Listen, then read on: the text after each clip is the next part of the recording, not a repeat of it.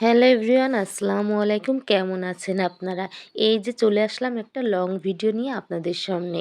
আশা করছি ভিডিওটা সম্পূর্ণ দেখবেন এবং আমি এই রান্নার এই পদ্ধতিটা কিন্তু আপনাদের সঙ্গে শেয়ার করছি। অনেকে কিন্তু এই মাছটা খেতে চায় না, তবে আমার কাছে কিন্তু অনেক বেশি ভালো লাগে।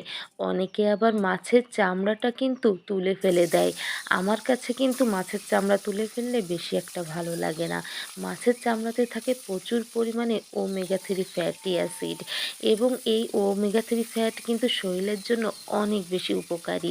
তাই তো আমি এই মাছ যখনই রান্না করি তখন কিন্তু কখনোই এই চামড়াটা ফেলে দেই না। হ্যাঁ, তবে অনেক ভালো করে ধুয়ে পরিষ্কার কিন্তু করে নেই লবণ দিয়ে কিংবা যে কোনো আমি কিন্তু আমাদের বাসায় যে ডুমুরের পাতা আছে এই পাতা দিয়ে কিন্তু এই মাছটা ভালোভাবে ধোয়া হয়। আবার আপনারা চাইলে চিক দিয়েও কিন্তু ধুয়ে নিতে পারেন। তো দেখেই কিন্তু বুঝতে পারছেন এটা কোন মাছ। এটা কিন্তু মাগুর মাছ। আর এটা কিন্তু পুকুরে চাষ করা মাগুর, তাই খেতে কিন্তু কোনোই সমস্যা নেই। আর এই মাগুর মাছটা খেতে কিন্তু অনেক বেশি স্বাদ হয়েছিল, কারণ মাছটা ছিল অনেক বেশি বড়। তো যাই হোক, এই মাছটা কিন্তু খুব ভালোভাবে আমি কেটে ধুয়ে পরিষ্কার করে ভালো করে লবণ এবং হলুদ দিয়ে ভেজে নিয়েছি। একটু কড়া করে ভাজি করলে কিন্তু মাছটা যখন ভুনা করা হবে তখন খেতে বেশি ভালো লাগবে। দেখুন, আমি সরিষার তেলে কিন্তু রান্না করেছি এবং রান্নার ভেতর দিয়ে দিয়েছি পর্যাপ্ত সরিষার তেল এবং পেঁয়াজ। খুব ভালোভাবে ভেজে নিয়ে কিন্তু এর ভিতর আমি কিছু মশলা অ্যাড করেছি। আমি একটু ব্লেন্ডারে করে নিয়েছিলাম।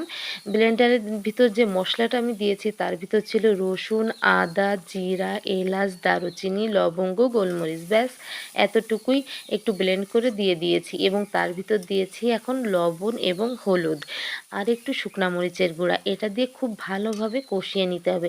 সমস্ত রান্নার উপকরণ কিন্তু একই, শুধু একটু দেয়ার তারতম্য এবং রান্নার একটু ভিন্নতার কারণে স্বাদটাও কিন্তু একটু ভিন্ন হয়। দেখুন, আমি খুব ভালোভাবে কষিয়ে কিন্তু এখানে পানি দিয়ে দিয়েছি। পানিটা কিন্তু গরম পানি আপনারা চাইলে দিতে পারেন, আবার ঠান্ডা পানি হলেও সমস্যা নেই। আমি নিচের চুলায় রান্না করেছি, তাই আর গরম পানি আলাদা করে করার ঝামেলাটা করি নাই। নর্মাল সাদা পানি দিয়েই কিন্তু রান্নাটা কমপ্লিট করে নিয়েছি।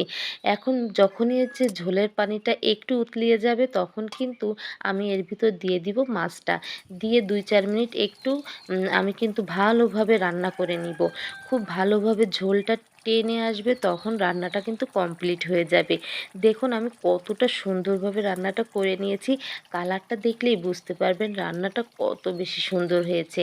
আর এক কড়াই ভর্তি মাছ রান্না করেছি। আপনাদের কিন্তু দাওয়াত দিচ্ছি, চলে আসবেন আমার পরিবারে মাছ ভুনা খেতে।